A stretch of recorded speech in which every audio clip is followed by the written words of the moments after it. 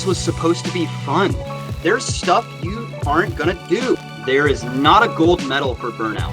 Burnout isn't proof that you're working hard. Rest equals money, baby.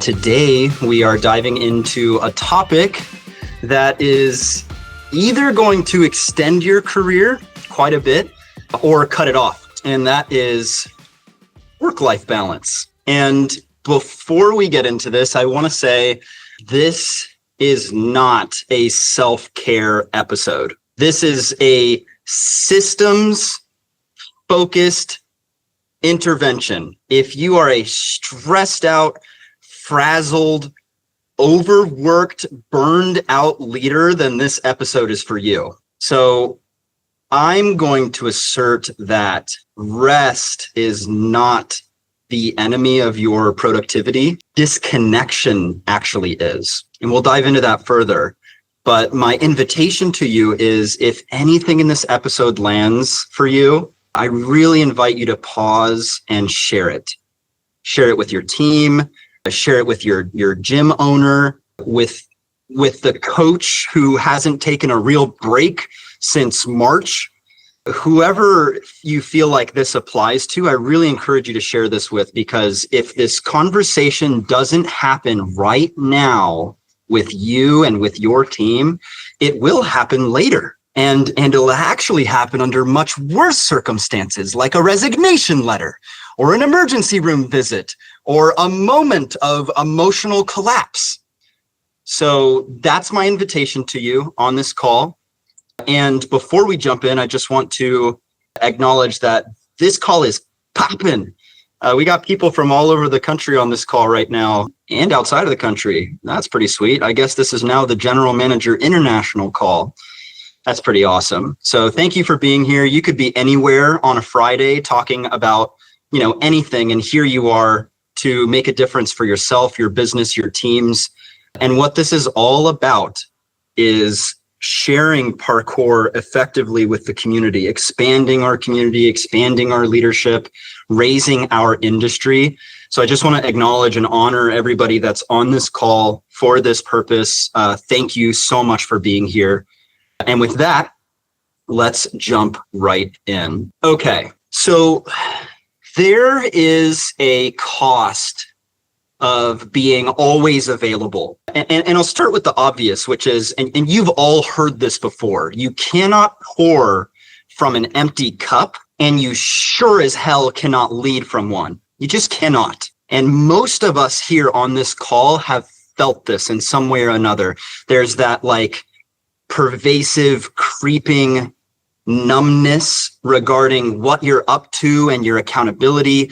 There may be a frustration or an irritability that's there in the background, or some sort of quiet thought like, man, this was supposed to be fun. Like I started this because I wanted to share my passion, and now I'm just burnt out.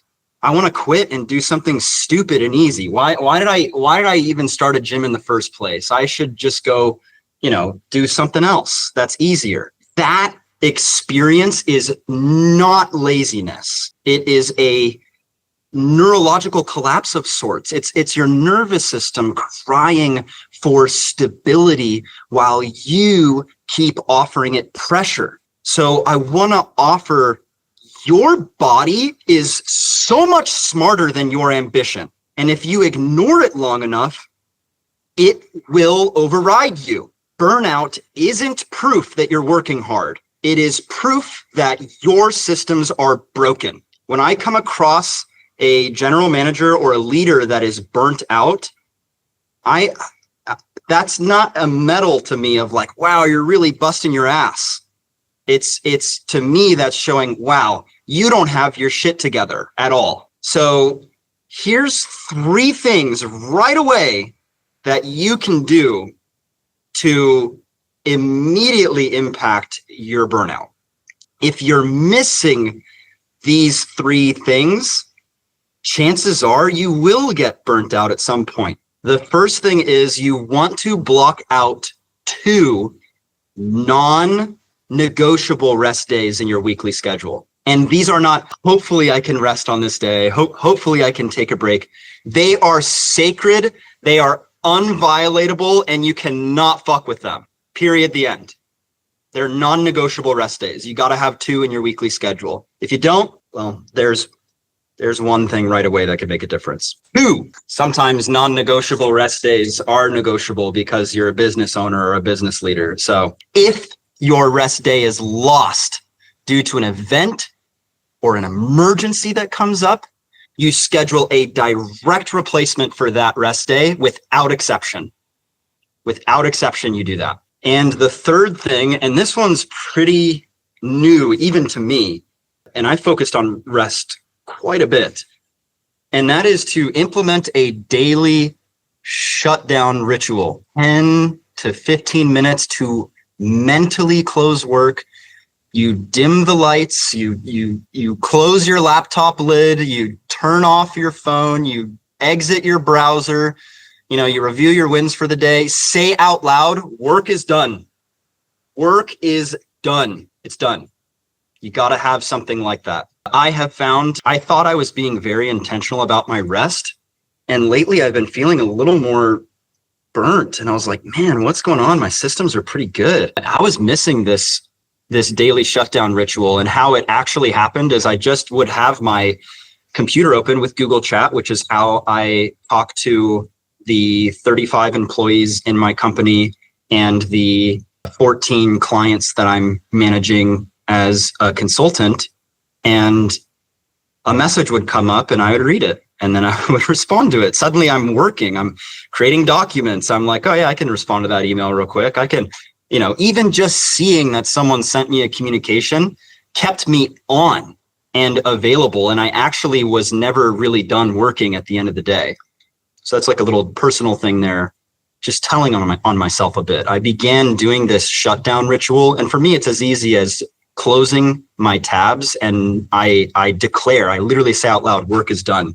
And I don't work anymore when I'm done. So I have 3 questions for you. If you're listening to this call on YouTube or Spotify, or you're on the call right now presently, these are really great reflection questions for you. And if you feel called to answer these, please do right now. You are welcome to raise your digital hand and share if you'd like. But here's my questions, okay? When was your last guilt-free day off? When? And what made that possible? Yeah, Quinn? Yeah, so before this call started, you said to me that this was going to be really relevant, and that's because you and I have been talking about this a lot the last couple of weeks. So my last intentional day off, I actually took 2 days off in a row intentionally on Tuesday and Wednesday, because right before that, you and I had a conversation where I was saying, like, I have these days off, but during those days off, I have this meeting and that meeting and this meeting that I'm still going to, and I'm still like responding to all these chats and messages. So I was basically just working from home on my days off. And then I was like in the gym on my days on. So definitely has been a huge help this week in like my mental stability, just like having those days where I like literally on my days off was like, I'm literally not responding to anything at all. I'm basically dead and they can figure it out, which was not easy. Good. Yeah, and that's not easy. That's not easy as a great leader. Like everyone on this call, I'm sure can relate to what you're saying, which is like, oh man, a good leader should be available always to handle emergencies. No. You're no good to us dead. You're no good to us dead. That's great, Quinn. Really, I'm personally like moved by that. 1, because I just really care about you as a person. 2, you're one of my employees. So it's like, I love knowing that you're taking care of yourself. That's fan-freaking-tastic. And Guido just popped in a great comment here saying, hey, when I rest, I start to get ideas, ideas to improve the business and other things. Rest makes available a very creative space that you don't have access to if you're frazzled, overworked, and burnt out. Even in the lessons that I'm teaching my kids, if you watch like my Instagram stories, you'll see me working with these really high level kids all the time. And I treat our sessions as occasions for joy and occasions for play and occasions for rest and occasions for really pushing yourself. You can have your cake and eat it too. Thank you for that contribution, Quinn and Guido. Really appreciate that. Okay, so that was the first question. When was your last guilt-free day off and what made it possible? Thank you for answering that. The second question is, what specific excuse do you keep repeating when you push rest down the list? And my third question is, what are your staff learning from the way that you treat your time off? Quinn, please. Could you repeat the second question, please? Of course. What specific excuse do you keep repeating when you push rest down the list? Right. Yeah. For me, it's always that I am needed and that my contribution will be like completely needed, which is kind of an ego thing that like my opinion will be needed every single day. So that's definitely one of my excuses. And then the second question, like what the staff kind of gets for that is that like no one's really allowed to rest. Like that's kind of the vibe that gets made. Like if you're not ever really resting, then you're kind of communicating to people without saying it that they shouldn't rest either, and that they should just like push away all their needs and just come to work, which is totally wrong. So well said. Thank you so much for sharing. Emily and then Scott. I tell myself that it is rest. I have too much fun doing my responsibilities anyway. So I'm like, oh, this is my day off. This is what I want to do. I want to be extra. I want to do all these things for people. And so I have a hard time deciding what is work and what isn't. Oh my gosh, you are brilliant. You just pointed out such a huge blind spot for so many people, I bet. Nice job, Emily. Really great shot. Yeah, and I am totally relating to that. Yeah, I love working on these documents. I love making a difference with people. Are you kidding me? Why wouldn't I do that? Hospital. Yeah, Scott, go for it. I'll totally second what Emily just said for sure. And then on days that I'm like working really hard, I say I'll rest when I'm dead. So I'll rest when I'm dead, baby. I'm gonna push through this. Yeah, good. And even just noticing what that excuse is can help you catch it. There's this quote I love. God, I don't remember who said it, but less important than the content. And that is the very beginning of mastering something is immediately noticing that which you are out to master. So even just noticing that excuse is enough. That's the beginning of mastery for it. That's the beginning of mastery. Just noticing. Beautiful. Awesome. Thank you so much for that contribution, everybody. Okay. So that's a little bit about the cost of being always available. Now let's dive into kind of a myth, a legend really, and that is hustle culture. The grind. Yeah, Logan, did you have something you wanted to share? Wrong button, sorry. All good, bro. So hustle culture, but I'm just going to kill this lie right now, okay? Hustle culture is not noble. It is, I'm going to call it escapism wrapped in ego. So that's what hustle culture is to me. People worship the grind because it hides them from the clarity of purpose. You're not tired because of the hours that you're working.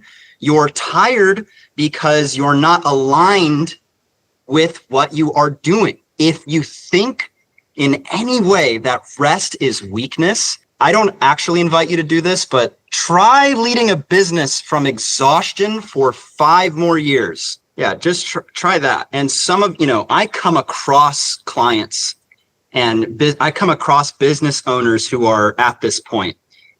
They've been running their business from a point of exhaustion for years. And they view rest as a time away from work. And and that's why they can't take it. So think about this. This is a really big shift. Rest is time spent inside your brain's repair cycle. If you have no rest, you have no growth. You have no clarity.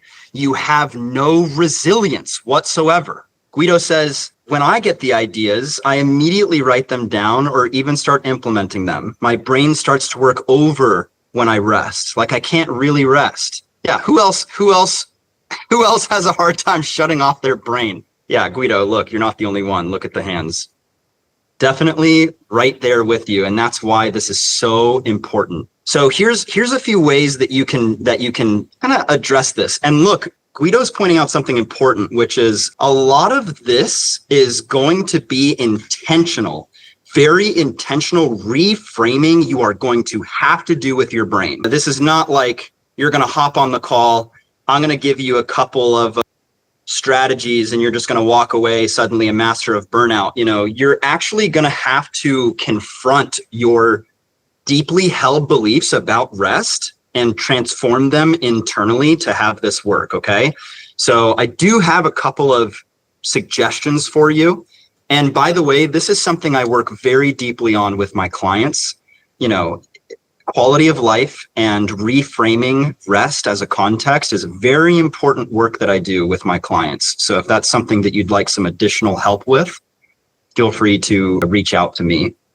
So here's some strategies. One is add some weekly time to your schedule to look at your life from your accountability from a zoomed out lens. Okay. This is basically like soft resting. And that is you're looking at strategy, you're reflecting, you're thinking about maybe some of the decisions that you've made. You're not meeting with people. You're not handling emergencies. You're not doing what you would typically think as work. This is the in-between. And this is kind of what Guido was talking about earlier. Like, hey, when I rest, I start getting these really great ideas about my business. That's like a playful state that I'm in. That's what I'm talking about here. And that's the in-between. By the way, Guido, guess what? You're already halfway there because you have that in-between. Now we're just trying to get to the other side of the fence a little bit harder. So that's the first thing. Just like 1 or 2 hours a week where like you give yourself the space to speculate and to reflect, but you're not handling emergencies. You're not doing your one-on-one meetings. You're not doing document creation. It's like reflection time. Okay. So that's the first thing, is schedule some reflection time. Second strategy here I'm recommending is you have to begin reframing your rest as revenue generation. Rest equals money, baby. Why? Well, if you don't have it, you're going to lose clarity. You're going to lose patience with your employees. You're going to lose your memory about what there is to do and handle and push for.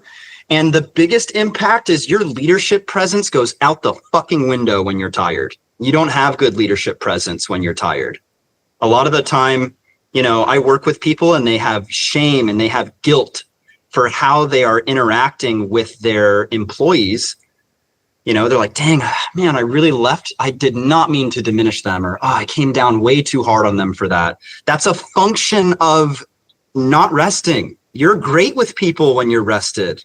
And if you're not, you should hire me to help you with that, or a therapist, maybe a therapist. Okay. And then here's the third strategy. If you catch people resting, praise it, normalize it. And when they see you reward that pause, they learn to breathe too. A person that is very good at this that I'll shout out is Nick Frazier in our company, who is our sales director. Nick is a monster about demanding results from people and also being a demand for that people rest as well. He does both. He's a demand that you are rested and that you are in a good place and that you are recognized for breathing and just pausing, and also is a demand for high performance. And you can't have one without the other. Nick, anything you'd like to say on that as being masterful? Yeah, go for it. Yeah, I mean, first and foremost, I usually just like to check in with the staff about how they're doing. I come from more of a place of compassion rather than, oh, I'm your supervisor. But it's just, I want to check in how you're doing. Is there anything new in your life that you enjoy? Doesn't have to be work related. And I want to associate with that, and then just kind of have them relax more in the workplace. So that way they can take a moment away from all the stress that they have within their own job. You check in to make sure that they're taking those rest days, and then just really encourage it. As long as they're doing what they need to be doing, empower them and their rest. So well said. Thank you for sharing. And a couple things in the chat that are just really important to bring up before we move into our reflection questions. Emily said, hey, when you're having fun and enjoyment while you're working, that can easily translate to unacknowledged and unclocked hours. And guess what that translates to, ladies and gentlemen? Resentment, resentment, resentment, resentment. And I have a whole equation for how that's killing your business. Check that out on our website, motionmentors.org/blog. You can find that article there. So No such thing as unpaid work. This is huge in my companies. No such thing as unpaid work. You're moving a block, you better be clocked the heck in. You're cleaning a thing, you better be clocked in. I actively actually penalize taking action outside of work. Don't spend your own money on this and then resent me for it later, you asshole. Are you kidding me? Get to your general manager and ask for what you need. No way. Okay, so lots of laughs in the chat. Super relatable, I'm sure. Yeah, your employees are working hard. They want to be recognized, but a lot of it is outside of that work time. So nip that in the bud, please, if it's happening in your gym. And then Charles said, hey, unpaid overtime is just wage deflation. But if you're salaried, divide that number by 2,000. That's the average amount of someone working full-time per year, and that's your hourly rate. So there's a nice little equation from Charles that he popped into the chat. Thank you for that. Okay, so with that, we're looking at the myth of hustle culture and just popping that balloon. Here's 3 reflection questions for you if you're listening to this call and you're on this call. And again, if you feel called to answer these now, please do. It really helps anyone listening. And for anyone listening, these are great to just reflect on. You may discover something immediately just by asking yourself this question, standing on top of these questions, looking out at your life and just seeing what you discover from being in that inquiry. So the first one is, where in your calendar is recovery protected as fiercely as work? Oh yeah, better be somewhere. For me, that was my date time. If I have a date planned with someone I love, I protect that time with that person. That is their time. But I wasn't treating myself that way, like my recovery and my recovery time. So I asked myself, that is, I protect my time with other people that I have promised, with people that I love, very fiercely. So that's cool. Can I take that same mindset and apply that to myself? Maybe. Cool. Here's the second question. Are you rewarding hustle or results in your team? Are you rewarding hustle or are you rewarding results? You can ask any of my people that I work with in my company. If you can get it done in 5 minutes, that is awesome. As long as it is like the quality is there. I'm not going to look at delegating you 90 minutes to something and then it took 35 minutes. And then I'm like, hey, that other 55 minutes you didn't use. What the heck? Let's be productive in that 55 minutes, guys. Come on. What's going on? Let's go. Well, you finished it early. Great. Let's crank out another result. I don't do that. I don't do that with my team at all. In fact, it's quite the opposite. So look where you're doing that if you are. And then here's my third question. Whew, man. And I had a cruddy answer to this one for myself earlier today. If someone took your calendar and they mirrored it and they tried it themselves, would they burn out or would they succeed? My calendar is hectic right now. If I don't even know if I can do it all. So I'm like, wow, there's something, I overbooked myself. By asking myself that question, I have now come to the realization that I have overbooked myself. Now, there are critical periods of time where you've got to sit down and act concentratedly and bust your ass 6 days out of the week. Sure. But you better believe that next week I'm taking 4 days off. Got a three-day work week next week because this week is insane for me. Okay. So that's another question that's pretty easy. A lot of you guys are actually really good with your teams. You're really good at being great with your teams, but you don't extend that same grace to yourself. So that's just another area to examine for you. That would make it like an Amazon warehouse, says Sebastian. True. That is so true. Okay. So I've got a couple of pretty good systems that I use to prevent burnout. And I'm going to give those to you here to use. So when I'm working with someone that's burned out, sure, there's an internal state that you have to manage. There's like how you feel about burnout. There's like the anxiety that you have about what you're up to. There's like being frazzled and overwhelmed. There may be like physical sensations that you have, like your heart rate picks up, you sweat more, things like that. You may have racing thoughts when you're in a state of burnout, like I talked about earlier, where you're like, damn, why did I do this to myself? I should just quit and do something easier. I'm not cut out for this. I'm not a good leader. There's a lot of stuff that's going on with your internal state. And if you're interested in combating that, you should check out my blog article on state management, which is very easy to find. You just type in Motion Mentors State Management on Google and you can come across this. It's on our blog. But that's not what I'm talking about when I'm talking about preventing burnout. I'm not talking about addressing your internal state. That's just a Band-Aid at that point, and it isn't addressing what got you there. So I think burnout is the result of a flawed architecture, a flawed system for you. You don't burn out because you lack grit. You guys have grit. I've taken the ADAPT Level 1 certification with Blake. I know Blake's got grit. Okay? That's not a question of that. People burn out because they are swimming in open loops and undefined tasks and silent pressures. Disorganization is a tax on your life force, and you pay for it with your peace of mind. So here's some strategies for this. One, I really invite you to do this. Every person I've implemented this with has had varying ranges of success, but success. Okay, so it's useful. And for some people, it's like completely resolved the issue. For some, it was like, oh yeah, this was helpful here when I combine it with another system. So here's the first one. Adopt what I call a doing now, doing later, and doing never system. And that looks like I have a composition notebook and it has 3 columns for the day. Doing now, doing later, and doing never. And when I get up in the morning, I have kind of a list of 3 to 5 things that I am doing that day. And I put them in the now category. Those are my 3 to 5 priorities for the day. I got to do this private lesson. I have to create this document for this client. I have to have this one-on-one meeting, and I have to do this thing, right? So I got to do those today. Those are things I got to do today. Done. Cool. Then there's stuff you're thinking about that you're like, oh, I got to get that done. That's coming up.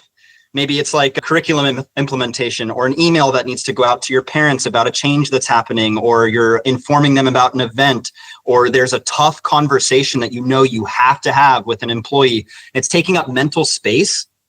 You write that in the later column. That's the middle column. And that is scheduled for the future. And you put that whole column in your calendar. That's your calendar column. I'm doing that later. It's scheduled. And a really funny thing happens when you do that. It stops living in your fucking head and it starts living on your calendar. Wow. Now you can use your brain for what you should use it for, like thinking, instead of holding all these tasks and items and things you got to do. Stop using your brain for that. Your brain is a horrible capture tool. It's like a sieve.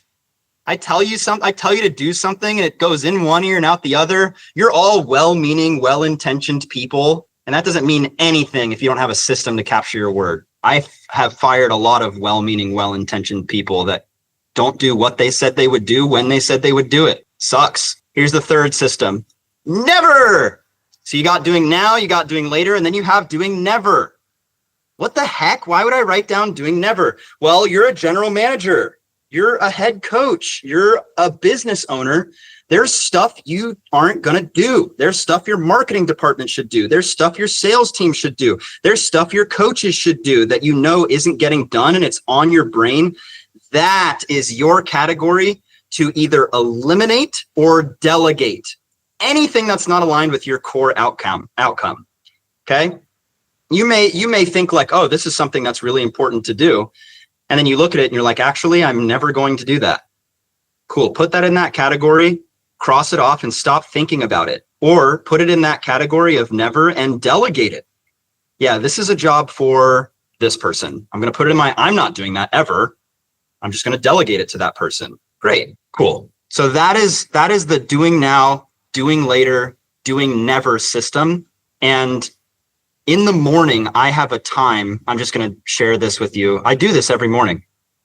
Or actually, let's rewind a little bit. The night before, I actually look at what I'm doing the next day on my calendar.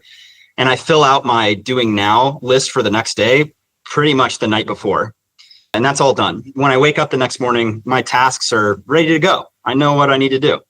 Then as the day progresses, there's stuff where I'm like, oh yeah, this, oh yeah, that. And later category can become tomorrow's now category, which is pretty cool. And then there's stuff that comes up where I'm like, Nick's got to do that. Oh, Quinn has to do that. Oh, Joey has to do that. But it came to me. If I don't tell them it needs to happen, it's just not going to happen. Put that in the never category. And then at the end of the day, here's the most important part. You clear your list. You don't carry it into the next day. Now got done. Later became now. Never got delegated. New sheet of paper every day. Charles says, delegation has been the most consistent shortfall in every small business I've worked for. It also kills morale too, because in small businesses, employees are usually enthusiastic and believe in the mission enough to want to step up. So when you don't give them that option, they eventually feel unvalued and sideline themselves. Quinn and I worked somewhere once where that was the case quite often. Stuff would get delegated to either him or myself and then would get ripped away. And that really messed with them. They were like, wow, you view me as incompetent. You view me as I can't get this done. And that is the impression that you leave people with. So yeah, really well said. And that was one of the easiest things to do. Honestly, they moved across the country to work with me because that's not something I do for them. I never delegate something to them and then rip it away from them. It's that simple. Sage says 100%. Yeah, kind of crazy how that really tears apart your morale. Thank you so much for bringing that up, Charles. Super, super important pitfall to avoid. And one of the reasons why this system works is the way that it does. Okay. So that's one strategy, is adopting your doing now, doing later, doing never system. The next thing I can recommend for you, which is pretty easy to do, but a lot of people just do not do this when I examine their calendars, is add buffers between your tasks. Treat appointments with yourself the same as you would treat meetings with others. I never book, I'm lying. When I book back-to-back calls, it sucks. It sucks. Put some buffer time in. 15 minutes. I need 15 minutes. I need 20 minutes. You can have that. You can have that. And it makes a difference, okay? Please add buffers between your tasks. That's just really huge. Okay. Here's my last one. This one's for your general managers specifically. Specifically you, GMs, make your OKRs visual and visible. Purpose fades so fast when it's in a just digital file somewhere. I've gotten in the habit of creating very visually appealing documents and reminders for myself and my staff. Anytime there's a change that needs to be made, I've been taking Nick Frazier, who's our sales director, and Joey Adrian, who's our district head coach, all of our general managers. If they have some change they're meaning to implement, I will take that change and I'll make a really nice visually appealing thing for it, which I luckily have the luxury and the time to be able to do. And I've found ways to make this easy and fast. And that's been making a massive difference for people in my organization. Sage says, OKR, what's that? OKR is your objectives for the quarter and also the key results that indicate that those objectives have been accomplished. Typically, they are also SMART goals as well, SMART goals. They're specific, they're measurable. You know the specific accountability that is doing them. They're time bound. Look up SMART when it comes to setting goals. And if your goals aren't following that structure, highly recommend doing that. Honestly, the most important one is that they're time bound, that you have a by when things are getting done. So yeah, that's what OKRs are. Every general manager that I work with is operating off of a document where every quarter we know the 5 objectives that they should be accomplishing during that quarter. And what are the things that show that that objective actually was accomplished? Are they specific? Can you measure them like a having in the world? I have made these 5 calls. I have accomplished these tasks. I have created this document. It's measurable. So that's pretty important. And make them visible, make them visual. You'll forget what the heck you're doing if you don't have some place where your systems are visual for you. Okay. Here are some questions for you to reflect on regarding your systems that prevent burnout. So the first one is, which of your daily tasks are on autopilot but deliver no real outcome? An example of that is I used to schedule like specific times that I was going into the gym, and I just was like, yeah, I'm working because I'm scheduled for going in the gym. And then I would go to the gym and wouldn't do anything. And then I would still be getting tired and still be like, dang, I'm at the gym 6 hours a day and I'm exhausted and I'm not getting anything done, because what I was focusing on was being there instead of the result I was trying to produce. The second question is, where are your systems leaking your attention? Where are your systems leaking your attention? And my third reflection question is, what process, if clarified this week, you had a process for it, it was automated, it would lift 10 pounds off your brain, free up your brain. Maybe it's calling leads within 24 hours of them coming into your system, and that's just not happening reliably. Maybe it's communicating to your parents about events that are coming up. And that process is just like, you just remember haphazardly, like, oh, shoot, I got summer camps in 6 weeks. I got to start advertising for those. Dang. Whereas if that was like automated, you had a process for that, you know, who was doing what, when they were doing it, and it was just done. You didn't have to worry about it. What is that for you? What process is that for you? For one of my locations recently, it was scheduling. You know, we had like a staff that was unreliable for showing up when they said they would be there. And that was like 10 pounds on my general manager's brain. They were scared that they would just come in and day of someone would call off. So we had to fix that. And that took 10 pounds off of that person's brain. So those are my reflection questions. I'll give a moment here for anyone that would like to either comment or answer those questions real time before moving on. What do you mean by leaking attention? Leaking is a very specific word. Yeah. What do I mean by leaking attention? So let's look at a system for this. So if I have a system called When I Work, which is my system for scheduling like people coming into the gym, I, as the general manager, it's my job to have that up to date, accurate, in use and usable for all my staff members. Let's say it's how I'm doing that right now. That's my system, right? That's my system. How I'm doing that right now is it's my job. I go to every single one of my staff members individually, and every single month I have a one-on-one conversation with them about what their availability is and when they can work. So if I have 6 staff members, that's now 6 different meetings that I have to have in order to determine that. I have to do that before the beginning of the month so I can get my schedule out in time. And also, if someone has to have a cover or someone has to have call off or something like that, the person they call is me as the GM to get that sorted. And so I'm handling all of the scheduling and shortfalls. I'm basically a point of contact now for 6 people in that one system. Now that's a lot of attention. What would you say, Sage? What is one solution? Speculate with me here. What's one solution to kind of like plug up any of the leaks that I just mentioned, like all the attention I'm putting out? How could I make that? How could I plug up one of those holes? What do you think? Put it in a schedule, make a system for it, check it out. I'm not sure what you mean by that.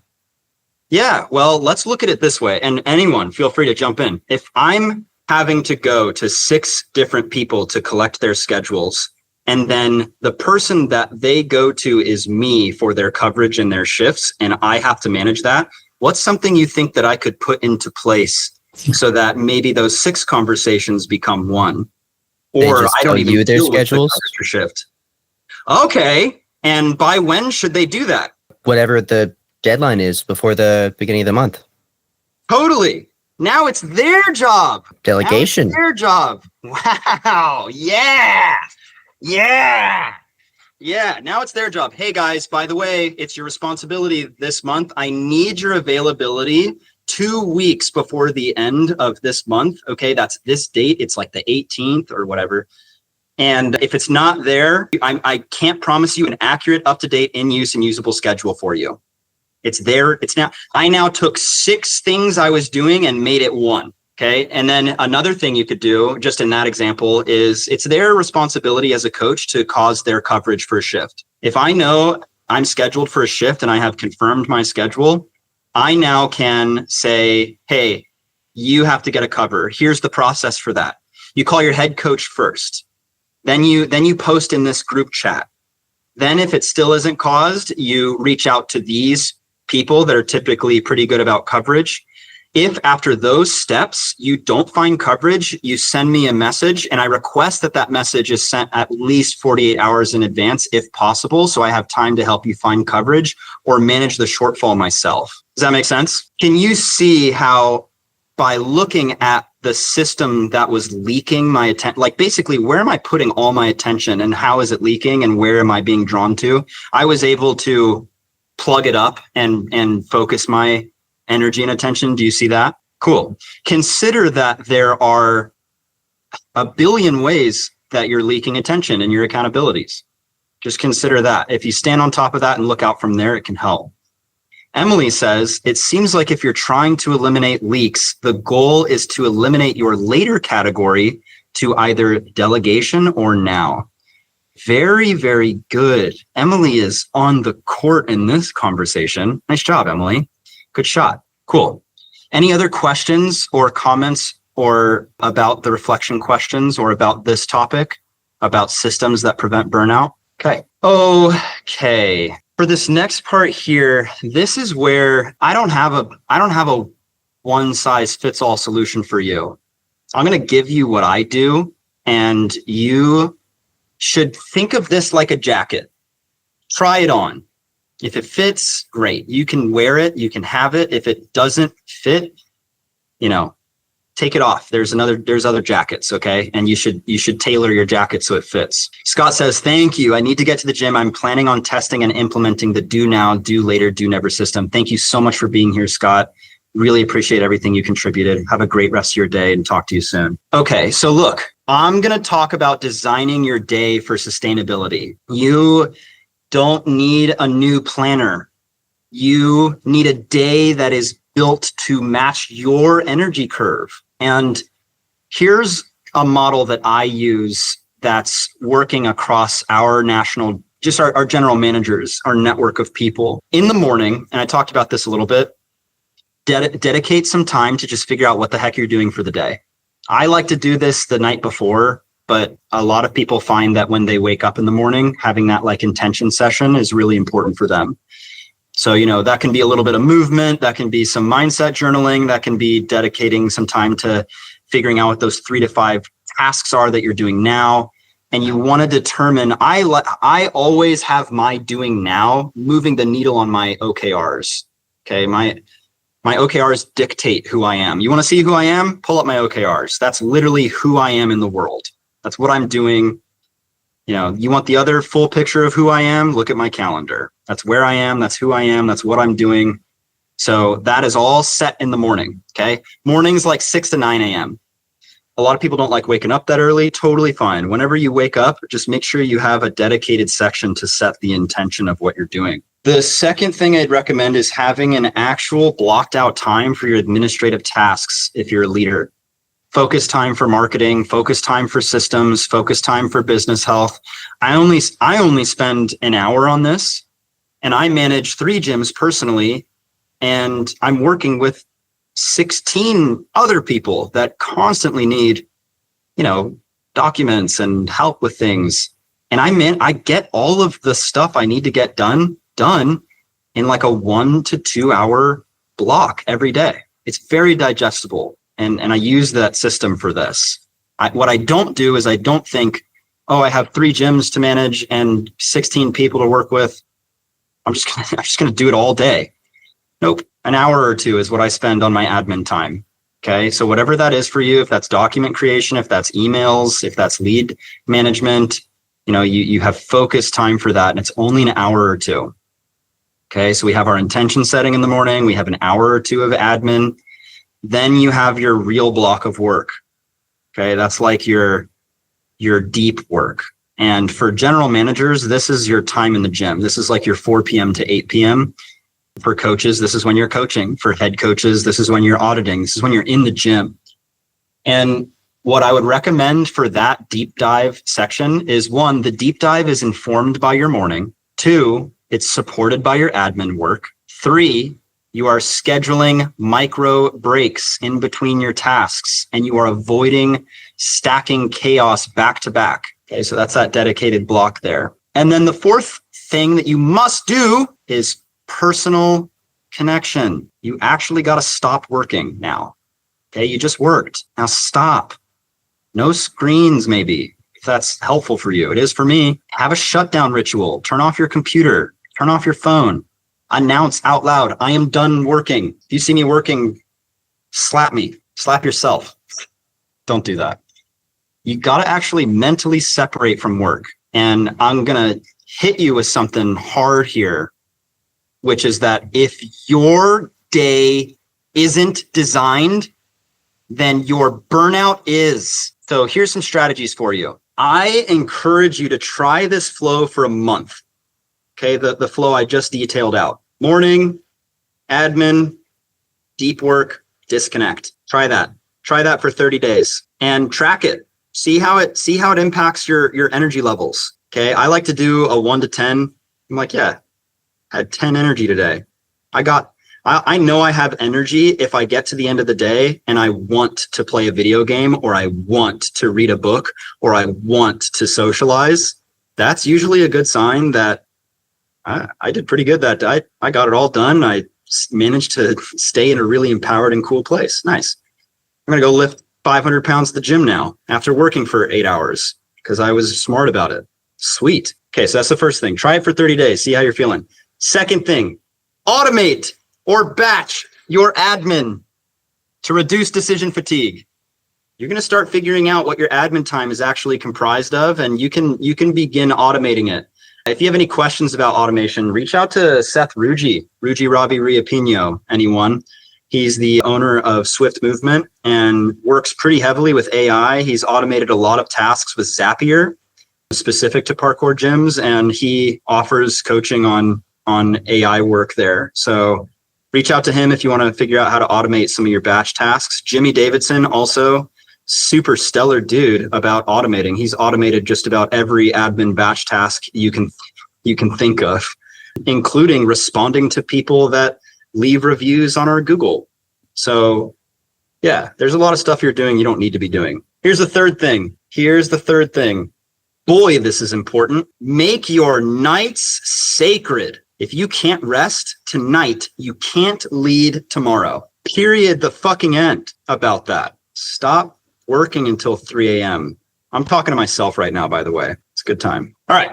Here's your reflection questions. What is the most chaotic part of your day? And why does it keep winning? 2, what boundaries could you enforce this week to make one section of your day more sustainable? And 3, how would your personal life change if your evenings were fully yours? I'm going to give a moment for you to pontificate, speculate, and possibly answer any of those 3 questions. It's the most chaotic part of your day. Why is it winning? Why does it keep winning? What boundaries could you enforce this week to make one section of your day more sustainable? And how would your personal life change if your evenings were fully yours? Quinn and then Sage. Okay, we've talked about this a little bit. Right now, my workflow is definitely the most chaotic part of my day. Like, I don't have a designated workstation at my gym for me to use. So it can be kind of chaotic whether or not I'm getting to work. Something that I'm already planning on doing this week is getting myself a work laptop so that I can mobilize where I need to work constantly. And then I do a pretty good job at evening time shutdown because evenings are a lot of my training time for me. And I think that that's separate from professional stuff. Nice. Yeah, well said. Good job. Great contribution, Quinn. Really appreciate that. Sage? Interesting. I feel like I'm somewhat the opposite. I think when I get home from work, it's typically the most chaotic. I have to do everything. I have to do my shutdown and then prevent myself from doing any more work or planning or, doing anything because I used to be so heavily into the schedule of staying up until 3 a.m. doing every single possible thought that I could ever think of, which may be very highly productive, but I exploded. So I wasn't able to do anything in the mornings. Yeah, totally get it. And I relate to that big time. It's the whole reason why we're having this conversation. And yeah, one thing I hear and why that keeps winning for you is just the routine of it, and the river is going a certain way. You got to be the rock in the stream, say, nope, okay, you hit me and it goes this way now. So that may take some intentional practice. Thank you for sharing, Sage. Go for it, Blake. I used to be a huge advocate for staying up late and working until odd hours of the night. And then I started dating somebody that was a morning person, and that changed my outlook on life. And actually, one of the things that I've realized the most is that by doing that and working late at night, I was actually not giving myself an end time. And it was basically uncapped, indefinite time. And that was one of the things that I realized once I switched to doing things in the morning. Having a deadline and a time where I had to go do something else was actually really helpful to help me stay on track and not doom spiral or get so sucked into something that in the end of the day didn't really matter that much. And so as much as I hate to admit it, and I would never admit it if my wife could hear me, I fully advocate for that, doing things with a definite end time, because it will keep you accountable. So well said. Yeah, nice job, Blake. And thank you for sharing your humanity with us as well. It's really helpful, doing some heavy lifting for anyone listening. And by the way, Blake is like one of the most accomplished professionals and in the industry, in my opinion. And so like take it from him and put some end times to what you're doing, or else you'll just run uncapped. Sebastian says, humans are not nocturnal. Staying up late is a lack of discipline. Dang! Smack them, Sebastian. Heck yeah. Cool. And if it helps, go start dating a morning person. I think that was also a suggestion that Blake just put in there too. So nice job. I think the key is to marry up, but yeah, that marry also find a morning person. Yes, marry up. I did that. It's so helpful. Yeah, marry up for sure. Cool. Awesome. Thank you so much. Thank you so much, everyone who contributed. I really appreciate that. All right, we're moving into our last few sections here, arguably the most important. So if you've been on my calls before, you've heard me say this. I love this saying. The fish stinks at the head. If there's something stinky in your organization, it's usually not with your employees. It's a function of you and your clearing as the leader. Your employees are not going to copy what you say. They're going to model and copy what you do, which is one of the reasons why I have been taking this on so heavily myself. I was out here telling everyone to rest. I'm like, go rest. Come on. I'm forcing you to take 2 days off. Meanwhile, I'm burning my candle at both ends, and they are seeing that. That's not cool. If you are someone that, I'm going to be a bit tougher for anyone listening. If you reward overwork and silently resent your team's paid time off requests, for example, you're not just burning them out at that point. You're actually normalizing martyrdom, sacrificial behavior, being noble and sacrificing, and cut that out.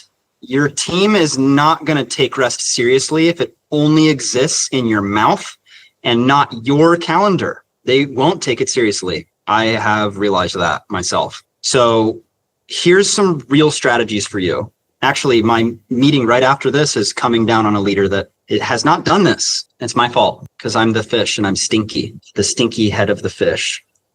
So the first one is you have to set in stone 2 rest days minimum per staff member, especially if they're like your badass leaders. Set 2-day rest minimums. And I do mean minimums. If your businesses aren't set to operate with a leader being there 5 days a week, you need them 7. You're not running a business, you're running a hostage situation, baby. So definitely examine that. The second thing I do This has helped a lot, especially with parkour gyms. Holy shit, guys. Hey, I'm giving you a key to the kingdom. Hey, hello. Hey, this is a golden key. Hey, you should probably write this down. Hey, you should probably listen really carefully to this. You want to create a culture of seasonal rhythm in your gyms. You're going to surge hard in the summers, like 8 weeks of summer camps going on. You know, you're recharging in September when enrollments are a bit lower.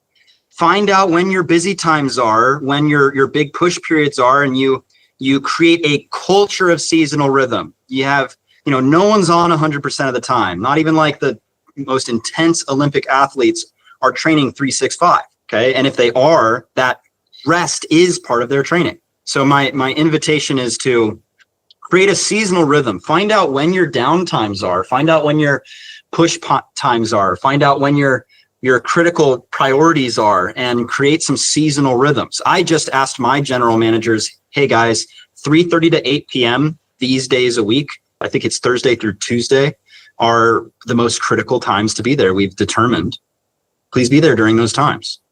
That ends up being like 22 and a half hours per week that I'm requesting that you have this dedicated rhythm. Cool. That's not too much to ask for. Great. Here's the third thing I recommend doing, which is run a monthly burnout check-in. I do mean monthly. And all that looks like is just ask what feels heavy right now? What's taking up space in your brain? What are you focused on? How much of a capacity do you have? I actually have a tracker. I'm not going to share it on screen because it has people's names and where they're at emotionally on it. But I have a tracker where I'm like, this person's doing great. This person has a very small amount of bandwidth, but they're still doing good. This person's really overwhelmed. I manage that and I check in on that. I also encourage my leaders to do that too. My sales director knows if any of his sales team is overwhelmed. My general managers know if their coaches are getting burnt out. My head coaches do. My district head coach knows how my head coaches are doing. So run that check-in. And something important to do is try to listen without fixing. Not everything needs like an immediate solution. Just use those monthly check-ins to gather data. If it is an easy thing to fix, an easy solution, great. But we're looking at systems, not band-aids. We're looking at what's like consistently messing with people. Where can I automate? Where can I make sure they don't deal with this again? Yes, Emily, please. I guess I was just wondering, besides the check-ins, is this something that you intuit as well? It can be, absolutely. Yeah. And I ran on a previous general manager call, I kind of talked about having your finger on the like cultural pulse of how people are doing. If you notice someone's like really energetic typically and they're becoming more withdrawn, or something that someone was really passionate and excited about, they now like feel is an obligation or they're not as excited. Those are good indicators that like something's kind of wrong. And in the same way that by the time you experience thirst, it's too late, you're already dehydrated. By the time somebody gets to you and is like, I'm freaking burnt out, it's already at a point. So I think it's really important to listen to that, to be aware of that. But that's a very nuanced leadership skill. And it requires that you're like really connecting with your employees and you really know what's going on. And holy shit, that you're actually a safe person to go to about what they're dealing with, because they relate to you as someone that treats their concerns as valid and important, and that you're actually going to do something about it. And if you're interested in how to do that, I have a general manager call called Creating Safe Spaces. You can just look at it in the Spotify playlist and also find that whole written training guide on how to, if you're someone where your team is not coming to you and not sharing with you, you can check that out at motionmentors.org/GM call.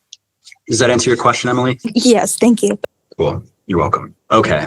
Now here's some reflection questions for you, and you'll probably have immediate answers to these. And then we're going to close out the call soon. And those are, which of your team members are most at risk of silent burnout? And I as soon as I say that, I can think of 3 people off the top of my head that are so go-getters and so incredible, and they will just die silently. They'll drown and they'll die if I don't actually actively go in and check in on them. So definitely you want to look at like who's at risk of silent burnout, who's just going to bust their ass and is awesome and is an incredible person that is going to go above and beyond. And, you want to be aware of that. Charles says, gotta sign off now, but appreciate you chatting about this topic as someone who works under managers. Yeah, I freaking bet. If only every manager was having these conversations. I get it. Thank you so much for being here, Charles. The second question is, what messages, explicit or subtle, do you send your team about time off? Yeah, you can take that time, but it's going to be really hard for the rest of your team. Cool. Now that person's going to feel guilty the whole time they're off. Good job. Oh, here's a good one. If you disappeared, zero summed out of existence, Skyrim reference, for 2 weeks, what systems would fail and why? If you just disappeared, I ran over and kidnapped you, no communication, 2 weeks, what would bust in your business? What would just break down and start burning? And why is that?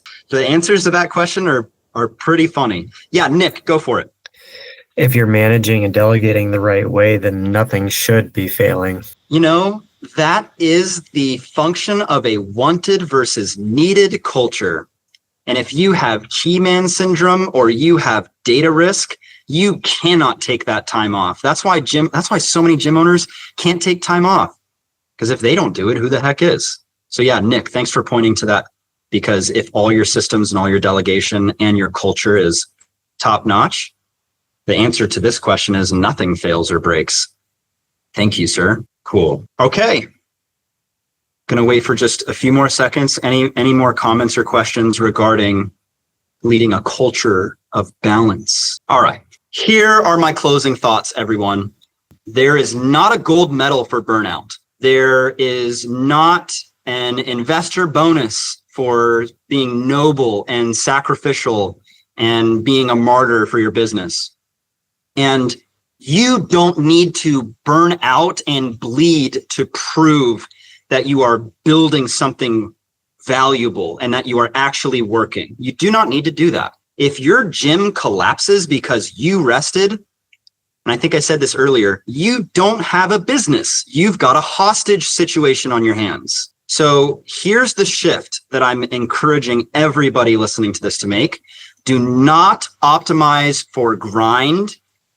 Optimize for sustainability, optimize for repeatability, optimize for clarity, optimize for rested leadership, and just watch how that begins to make the difference in your business. So here's some just cut and dry actions I'm encouraging you to take out of this call. Schedule 2 rest days and protect them like they are your most highly revenue generating days. That's the first thing. The second thing is set up a doing now, doing later, doing never board. Make it physical, make it digital. I don't care. Make it. 3, design and follow a shutdown ritual for 5 days. Just try it for 5 days, okay? A whole work week. 4, share this episode with someone who frickin' needs to hear it. Start a real conversation with them. Stop avoiding burnout.